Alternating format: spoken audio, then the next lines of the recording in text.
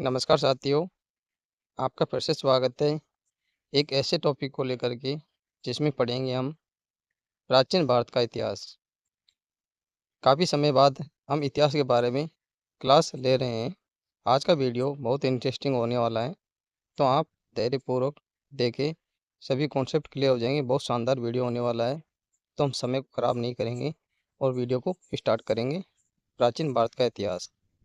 प्राचीन भारतीय इतिहास के प्रमुख स्रोत। प्राचीन भारतीय इतिहास के स्रोत अनेक हैं और विविध प्रकार के भी हैं। हम उन्हें दो श्रेणियों में विभाजित कर सकते हैं। एक है साहित्यिक और दूसरा है पुरातात्विक। कौन कौन सा है? साहित्यिक और पुरातात्विक। पहले हम देखेंगे साहित्यिक स्रोत। साहित्यिक स्रोतों में बात करें तो पहला आता है ब्राह्मण साहित्य। कौन सा? ब्राह्मण साहित्य आता है। ब्राह्मण साहित्य में वेद वेद है जो भारत के प्राचीन ग्रंथ हैं, जिनका संकलन करता महर्षि कृष्णदेवपायन वेद व्यास को माना जाता है। वेदों की संख्या 4 है।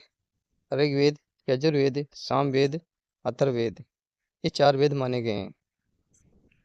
पहले देखते हैं हम ऋग्वेद। ऋग्वेद ये प्राचीन वेद माना जाता है। इसमें कुल 10 मंडल है, 1028 सूक्त है। इस वेद के पढ़ने वाले ऋषि को पौत्र कहते हैं। ऋग्वेद का पहला एवं 10वां मंडल सबसे अंत में जोड़ा गया। ऋग्वेद के तीसरे मंडल में सूर्य देवता सवित्र को समर्पित प्रसिद्ध गायत्री मंत्र है। 9वें मंडल में देवता सोम का उल्लेख है और 10वें मंडल में चतुर्वर्णीय व्यवस्था का उल्लेख है। 10वें मंडल में क्या है? चतुर्वर्णीय व्यवस्था का उल्लेख है, यानी कि 4 वर्णों का इसमें उल्लेख किया गया है।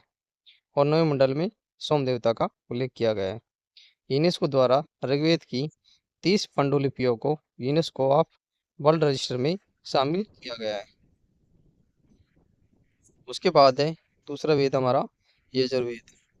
यजुर्वेद इसमें यज्ञों के नियमों विधानों का संकलन मिलने के कारण इसे कर्मकांडीय वेद भी कहते हैं। क्या करते हैं? इसमें नियमों विधानों का संकलन मिलने के कारण कर्मकांडीय वेद भी कहा जाता है। यजुर्वेद के 2 भाग हैं। पहला है शुक्ल यजुर्वेद, दूसरा है कृष्ण यजुर्वेद। शुक्ल यजुर्वेद केवल पद्य में है, जबकि कृष्ण यजुर्वेद गद्य एवं पद्य दोनों में। क्या है? शुक्ल कौन से पद में? ये पद में, जबकि कृष्ण यजुर्वेद किसमें? गद्य और पद्य दोनों में। तो ये क्वेश्चन भी काफी बार पूछा जाता है कि कृष्ण यजुर्वेद कौन से पदों में है? ये गद्य और पद दोनों में मिलता है। शुक्ल यजुर्वेद को वासनीय संहिता कहा जाता है। क्या कहा जाता है? वासनीय संहिता कहा जाता है। ये क्वेश्चन भी काफी बार पूछा गया है। और यजुर्वेद के मंत्रों का उच्चारण करने वाले पुरोहित को अदर व्यू कहते हैं। क्या कहते हैं? अदर व्यू कहते हैं। नेक्स्ट है सामवेद। सामवेद हमारा तीसरा वेद है। साम का अर्थ है गान होता है। साम का अर्थ क्या होता है? गान होता है। सामवेद में मुख्यतः यज्ञों के अवसर पर गाए जाने वाले मंत्रों का संग्रह है। सामवेद से ही भारतीय संगीत की उत्पत्ति मानी जाती है। इस ग्रंथ में कुल 1875 ऋचाएँ हैं, जिनमें मूल रूप से 99 ऋचाई सामवेद की है। शेष ऋग्वेद से ली गई ऋचाएँ हैं। सामवेद के मंत्रों को गाने वाला उद्गाता कहलाता है। ये भी पूछा जाता है कि सामवेद के मंत्रों को गाने वाला क्या कहलाता है? उद्गाता कहलाता है। तीसरा वेद है अथर्ववेद। तीनों वेदों के बाद अंत में इसकी रचना अथर्व है, वह अंगिरस ऋषि के द्वारा की गई थी। कौन से? अथर्व है, वह अंगिरस ऋषि के द्वारा की गई थी, इसलिए इसे अथर्व अंगिरस वेद भी कहते हैं। क्या कहते हैं? अथर्व अंगिरस वेद भी इसे कहा जाता है। इसमें ब्रह्म ज्ञान, धर्म, औषधि प्रयोग, रोग निवारण, जादू टोना, तंत्र मंत्र आदि अनेक विषयों का इसमें वर्णन मिलता है। अथर्ववेद के मंत्रों का उच्चारण करने वाला पुरोहित ब्रह्मा कहलाता है। क्या कहलाता है इसका? पुरोहित ब्रह्मा कहलाता है। इन चारों वेदों को संहिता कहा जाता है। आप नोट करना, 4 वेदों क्या कहते हैं? संहिता कहा जाता है। वेद उससे संबंधित ब्राह्मण ग्रंथ और संबंधित उपनिषद एक टेबल के माध्यम से दिए गए हैं। ऋग्वेद के ब्राह्मण ग्रंथ है ऐत्रेय कौशिकी। कौन से? ऐत्रेय कौशिकी। और इसके संबंधित उपनिषद है ऐत्रेय कौशिकी। ये उपनिषद है इसकी। नेक्स्ट है यजुर्वेद। यजुर्वेद के ब्राह्मण ग्रंथ है शतपथ एवं तैत्तिरीय। कौन से? शतपथ एवं तैत्तिरीय। और इससे जुड़े उपनिषद हैं कंठोपनिषद, ईशोपनिषद, बृहदारण्यक, श्वेतास, श्वेता, श्वेत, रूपनिषद, मैत्रायणी आदि। उसके बाद बात करते हैं सामवेद की। सामवेद का ब्राह्मण ग्रंथ है पंचविश और षड्विश, और इसके उपनिषद है छांदोग्य और जैमिनी। अथर्ववेद का ब्राह्मण ग्रंथ है गोपत। क्या है गोपत? और इसके उपनिषद है मुंडकोपनिषद, मांडुक्योपनिषद, प्रश्नोपनिषद, इसके उपनिषद है। आपको ये ध्यान रखना है। उसके बाद वेद के बाद आते वेदांग। वेदों को भलीभांति समझने के लिए 6 वेदांगों की रचना की गई थी। कितने? 6 वेदांगों की रचना की गई थी। इसमें शिक्षा, उच्चारण विधि, ज्योतिष, भाग्यफल, कल्प, कर्मकांड, व्याकरण, शब्द व्युत्पत्ति, निरुक्त, भाषा विज्ञान, छंद, चतुष्पदी, श्लोक। तो इसका कई बार क्वेश्चन क्रम में पूछ लिया जाता है कि सभी को क्रम में लगाइए। तो ये शिक्षा, ज्योतिष, कल्प, व्याकरण, निरुक्त, छंद, ये इसका क्रम होने वाला है। वेदांग के बाद आते हैं महाकाव्य। वैदिक साहित्य के बाद भारतीय साहित्य में महाकाव्य का समय आता है। इसमें रामायण, महाभारत प्रमुखतः शामिल है।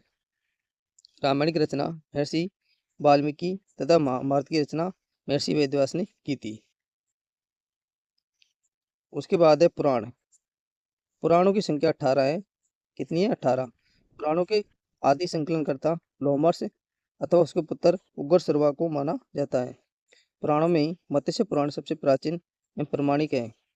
पुराणों की महत्ता वंशावली के कारण मत्स्य पुराण सातवाहन वंश से, विष्णु पुराण मौर्य वंश से संबंधित है, वायु पुराण गुप्त वंश से। सातवाहन से कौन सा है? मत्स्य पुराण, और मौर्य वंश से विष्णु पुराण है, और वायु पुराण गुप्त वंश से संबंधित है। पुराण के बाद में आता है ब्राह्मणोत्तर साहित्य।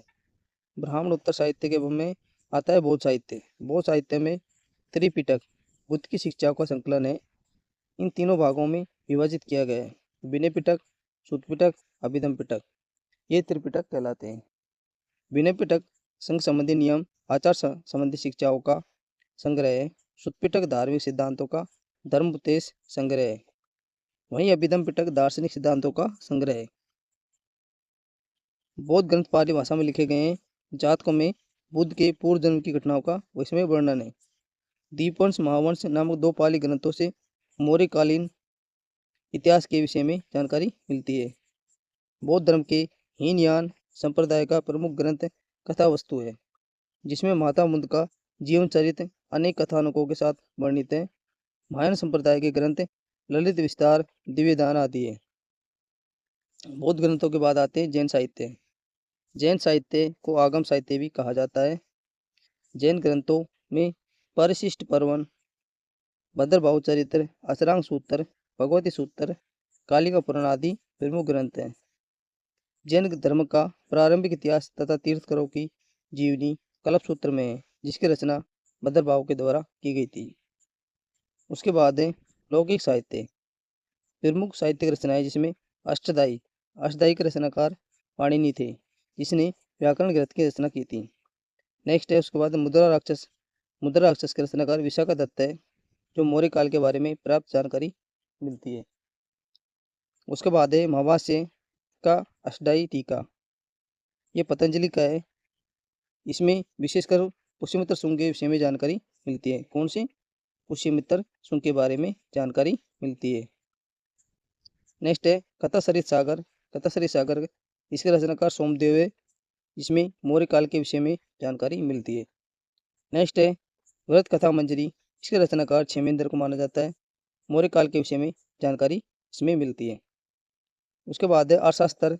इसका विषय राजनीति था। इसके रचनाकार कौटिल्य है, और ये मौर्य काल के बारे में जानकारी प्रदान करता है।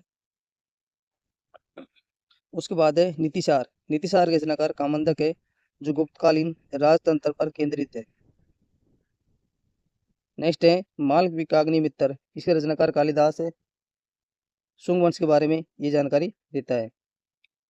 नेक्स्ट है मृच्छकटिकम के रचनाकार शूद्र को माना जाता है। गुप्तकालीन समाज का वर्णन इसमें किया गया है। उसके बाद है हर्षचरित के रचनाकार बाणभट्ट थे, जो हर्ष की उपलब्धियों का इसमें वर्णन देखने को मिलता है। रामचरितमानस, इसके रचनाकार संध्याकार नंदी है। बंगाल के पाल शासक रामपाल की जीवन गाथा के बारे में इसमें वर्णन है। नेक्स्ट है पृथ्वीराज रासो, जिसके रचनाकार चंद्रवर्दई है। पृथ्वीराज चौहान की उपलब्धियों का वर्णन इसमें मिलता है। उसके बाद है राजतंगनी, इसके लेखक कल्याण जी थे। कश्मीर के राजवंशों की क्रमबद्ध जानकारी इसमें मिलती है। हितोपदेश के साहित्यकार नारायण पंडित है। पंचतंत्र इसके साहित्यकार विष्णु शर्मा है। कीर्तार्जुनियम इसके रचनाकार भारवी है। शिशुपाल वध इसके रचनाकार माघ है। सुपन वासदत्ता एवं इसके रचनाकार बांस है। कर्पूर मंजरी काव्य मीमांस भुवन कोश इसके रचनाकार राशिकर है। कामसूत्र के वास्यायन है। ब्रह्म सिद्धांत के रचनाकार ब्रह्मगुप्त है। उत्तर रामचरित के रचनाकार भवभूति है। अमरकोश के रचनाकार अमर सिंह है। और मेघदूत ऋतुसंहार रघुवंश अभिज्ञान शाकुंतलम इनके रचनाकार कौन है? कालिदास है। व्रत संहिता पंचसिद्धांतिका के रचनाकार पुरामीर को माना जाता है। सूर्य सिद्धांत आर्यभट्ट के रचनाकार आर्यभट्ट थे। मैथिली कल्याण विक्रांत कौरव अंजना पवनजन्य सुभद्रा नाटिका के रचनाकार अस्थिमल थे। मालती माधव के रचनाकार भवभूति है। चंड कौशिक के रचनाकार छेमचंद छेवें स्वर है। नेक्स्ट है यूनानी एवं रोम लेखक। हेरोडोट्स को इतिहास का पिता कहा जाता है। इसने 5वीं सदी में हिस्टोरिका की रचना की थी। सिकंदर के साथ आने वाले लेखक निरियकस, आनेसिक्रिटस और अरिस्टोबुलस ये यूनानी लेखक थे। सिकंदर के पश्चात लेखकों में 3 राजदूतों मेगस्थनीज, टाइमिकस, डायोनिसियस के नाम उल्लेखनीय है। प्लिनी इसने पहले सदी में नेचुरल हिस्ट्री नामक पुस्तक लिखी, जिसने भारत में पशुओं, पौधों और खनिज पदार्थों की जानकारी मिलती है। टालमी पुस्तक ज्योग्राफी और किसी अज्ञात लेखक की पुस्तक पेरिप्लस ऑफ द एरिथ्रियन सी महत्वपूर्ण है। इनमें भारत के भूगोल और व्यापारिक वस्तुओं के बारे में जानकारी मिलती है। उसके बाद है चीनी यात्रियों के विवरण। चीनी यात्री भाईयान ये 5वीं सदी के प्रारंभ में चंद्रगुप्त द्वितीय विक्रम द्वितीय के शासनकाल में भारत आया था। इसने भारतीय समाज, यहाँ की संस्कृति, आर्थिक स्थिति पर प्रकाश डाला। उसके बाद है वेनशांग, ये 7वीं सदी में हर्षवर्धन के समय भारत आया था। इसकी रचना है शियो की। इसकी रचना क्या है? शियो की है। वेनशांग को नीति का पंडित भी कहा जाता है। नीति का पंडित साक्य मुनि भी वेनशांग को कहा जाता है। इति सिंह ये 7वीं सदी के अंत में भारत आया था। इसने अपने विवरण में नालंदा विश्वविद्यालय, विक्रमशिला विश्वविद्यालय अपने समय के भारत का वर्णन इसमें किया है। चीनी यात्रियों के बाद है अरब यात्रियों के विवरण। अरब यात्रियों में पहला आता है अलबरूनी या अबू रेहान। ये 11वीं सदी में महमूद गजनी के साथ भारत आया था। अरबी में लिखी गई उसकी कृति है तहकीक हिंद या किताबुल हिंद आज भी इतिहासकारों के लिए महत्वपूर्ण स्रोत है। सर्वप्रथम एडवर्ड सचाऊ ने तहकीक हिंद का अनुवाद अंग्रेजी भाषा में किया था। उसके बाद है इबन बतूता ये मोरक्को का रहने वाला था। इसके द्वारा लिखा गया यात्रा वृत्तांत पहला है तो अरबी भाषा में 14वीं शताब्दी में लिखा गया था। भारतीय उपमहाद्वीप के सामाजिक सांस्कृतिक जीवन के विषय में ये जानकारी देता है। सुल्तान मोहम्मद बिन तुगलक ने उसे दिल्ली में काजी के पद पर नियुक्त किया था। बाद में उसे अपना राजदूत बनाकर चीन भेज दिया गया था। उसके बाद आते हैं पुरातात्विक स्रोत। पुरातात्विक स्रोतों में अभिलेख। सबसे प्राचीन अभिलेखों में मध्य एशिया के भोगोजकोई से प्राप्त अभिलेख है। इस पर वैदिक देवता मित्र, वरुण, इंद्र, नास्त्य नाम मिलते हैं। इसे ऋग्वेद की तिथि ज्ञात करने में मदद मिलती है। भारत में सबसे प्राचीन अभिलेख अशोक के हैं, तो लगभग 300 ईसा पूर्व के हैं। कब के? 300 ईसा पूर्व के। अभिलेख और शासक और उनके विषय। हाथीगुवा अभिलेख के शासक थे खारवेल। ये कलिंग के चेदी शासक खारवेल के शासक घटनाओं का क्रमबद्ध वर्णन इसमें देखने को मिलता है। क्या मिलता है? क्रमबद्ध वर्णन इसमें देखने को मिलता है। नेक्स्ट है जूनागढ़ अभिलेख, जिसे गरनार अभिलेख भी कहते हैं। इसके शासक थे रुद्रदामन। इसमें रुद्रदामन की विजयों, व्यक्तित्व एवं कर्तृत्व का विवरण प्राप्त होता है। नेक्स्ट है नासिक अभिलेख। नासिक अभिलेख गौतमी बालश्री के समय का है। इसमें सातवाहन कालीन घटनाओं का विवरण गौतमी पुत्र सातकर्णी से संबंधित है। नेक्स्ट है प्रयाग स्तंभ लेख जो समुद्र के समय का है, समुद्रगुप्त के समय का है। इसमें इसकी विजय नीतियों का पूरा विवरण दिया गया है। हेल अभिलेख में जो पुलकेशिन द्वितीय का समय का है, हर्ष एवं पुलकेशिन द्वितीय के युद्ध का विवरण इसमें मिलता है। दूसरा है भीतरी स्तंभ लेख, ये स्कंदगुप्त के समय का है। इसके जीवन की अनेक महत्व घटनाओं का विवरण हूण आक्रमण के बारे में ये महत्वपूर्ण जानकारी देता है। नेक्स्ट है मदसौर अभिलेख, ये मालव नरेश यशोधर्मन का है। तो सैनिक उपलब्धियों का वर्णन इसमें मिलता है। अभिलेखों के अध्ययन को एपिग्राफी कहा जाता है। क्या कहा जाता है? एपिग्राफी कहा जाता है। उसके बाद जाते हैं सिक्के। प्राचीन सिक्कों को हाथ सिक्के कहा जाता है। हाथ सिक्के एवं पंचमार सिक्के ईसा पूर्व 5वीं सदी के हैं। ठप्पा मारकर बनाए गए जाने के कारण भारतीय भाषा में इन्हें हाथ मुद्रा सिक्के कहते हैं। पंचमार्का या हाथ सिक्कों पर पेड़, मछली, सांड, हाथी और चंद्र आदि के चिन्ह बने होते हैं। भारत के पश्चिम उत्तर भाग में लेख युक्त सिक्के सर्वप्रथम यवन शासकों ने जारी किए थे। सिक्कों के अध्ययन को न्यूमिज्मेटिक्स कहते हैं। क्या कहते हैं? न्यूमिज्मेटिक्स कहते हैं। और अभिलेखों के अध्ययन को क्या कहते हैं? एपिग्राफी कहा जाता है। लेखन प्रणाली के आधार पर इतिहास को प्रागैतिहासिक काल, आदिऐतिहासिक काल, ऐतिहासिक काल में बांटकर अध्ययन किया जाता है। जिस काल का संपूर्ण अध्ययन पुरातात्विक स्रोतों पर ही निर्भर है, अर्थात जिस काल में लिपि का विकास नहीं हुआ था उसे प्रागैतिहासिक काल कहते हैं।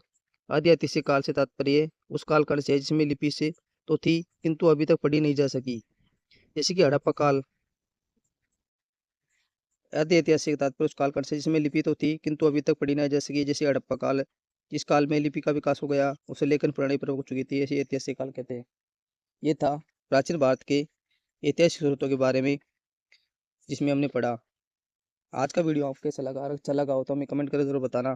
दूसरे वीडियो में पढ़ेंगे प्रादेशिक काल के बारे में, तो हमें कमेंट जरूर करना। और अगर इसका पार्ट 2 प्रादेशिक काल लेके आएंगे। और वीडियो पर नए आए हो तो चैनल सब्सक्राइब कर लेना, बेल आइकन को दबा लेना, जिससे आने वाली वीडियो की नोटिफिकेशन प्राप्त हो सके। हम प्राचीन इतिहास की सीरीज जारी रखेंगे और आपका सपोर्ट हमें बनाए रखें। तब तक के लिए थैंक यू, धन्यवाद।